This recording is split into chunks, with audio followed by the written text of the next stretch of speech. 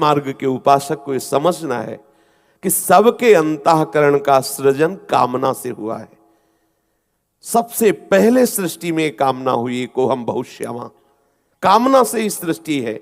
हम सबके शरीरों का निर्माण काम चेष्टा से है, इसलिए हमारे अंदर परमाणु है, हमारे अंदर वही संस्कार है जिस चेष्टा से हमारा सृजन हुआ है। हम काम संकल्प से, काम चेष्टा से हमारे शरीर का सृजन हुआ है। इसमें वो परमाणु है। इन परमाणुओं को जो मिटा दे वही भगवान, इन परमाणुओं को जो मिटा दे वही भगवत भक्त, इन परमाणुओं को जो मिटा दे वही महात्मा। भगवान और भगवान के भक्त में किंचिन मात्र भेद नहीं होता। ब्रह्मविद ब्रह्मयु भवति, जानत तुम्हें तुम्हें हो जाए। एक कामना ने विविध रूप धारण करवा करके फंसा दिया और निष्कामता अपने स्वरूप में स्थित कर देगी। थोड़े दिन की बात है। आप इसका महत्व खत्म कर दीजिए। जो आप इसे बहुत हवा माने हुए, बहुत बड़ा अरे भाई काम आ गया तो कौन सी बड़ी बात हुई, पड़ा रहने दो एक कोने में। ये अनित्यास्तास्तितिक्षस्व भारत, ये नाशवान वृत्ति आई है, एक क्षण में नष्ट हो जाएगी। अगर उसका चिंतन किया, उसका महत्व दिया, उसको चेष्टा की, उसके सुख की तरफ आकर्षित हुए तो खत्म, फिर आपका परमार्थ खत्म। फिर उसी का चिंतन करते रहो, नवीन नवीन भोगों के संकल्प बनते रहेंगे। सावधान, ये सत्संग केवल मनोरंजन नहीं हो रहा, सावधान। ये परमार्थ का पथ केवल ऐसा नहीं है कि केवल वाग विनोद या केवल ऐसे मन का विनोद है।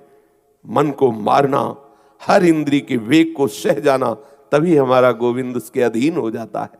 ये खेल है। ये अगर कोई कह दे कि भगवान इतना निर्दयी क्यों है, निर्दयी नहीं, ये खेल है और उसका इनाम है। यदि आप इस खेल में सही ढंग से खेल गए तो इस खेल से मुक्त करके अपने चिदानंद खेल में शामिल कर लेगा। आप बहादुर हैं, घबराइए नहीं।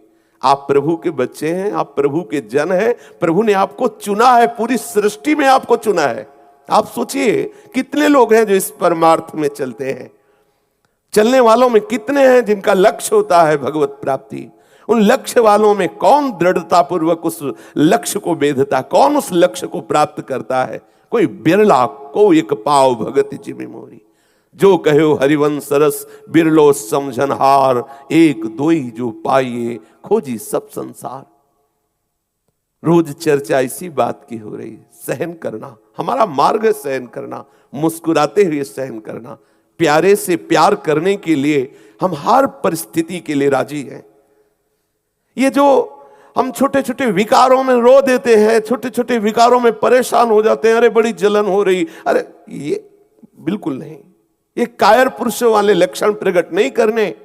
ये सूरवीरों का मार्ग है। बड़ो ही कठिन है भजन ढिग डरिबो, नागरीदास ने कहा।